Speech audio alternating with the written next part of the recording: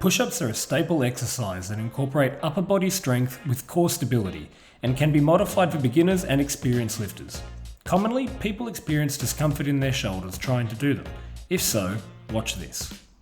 To find the perfect place for a starting hand position, you can drop to the ground and set up in this position by having hands just wider than shoulder width, and then lining up your thumbs roughly with your nipples, chest. Try your best to imagine a straight line through your body from the top of your head through to your heels, and try to imagine this position throughout the movement, much like a plank with a push. Control yourself on the downward phase to 90 degrees or lower of elbow flexion. Touching your chest to the floor might be a good idea, and keep your elbows close to your body and resist them flaring out before exploding back up. Some common faults with push-ups often stem from an inability to maintain core strength. Here, Tammie doesn't maintain her core stability, and her pelvis begins to anteriorly rotate, causing lumbar extension, and it looks like she's thrusting the ground. Next, Tammie holds better core positioning on the downward phase, but loses stability and control through her upper back and coming back up, giving us the appearance that she's doing the worm.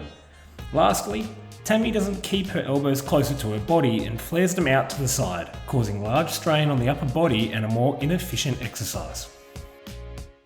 A good way to practice the upper body strength is to do this variation of a paused push-up, where at the bottom position you lift your hands off the ground before pushing up. This helps emphasize upper body tightness and minimizes momentum, helping to cheat you out of the strength of the bottom position. Another useful push-up variation are the quadruped scapular push-ups. These focus on the shoulder protraction and retraction around the shoulder blade and help teach shoulder stability and strength.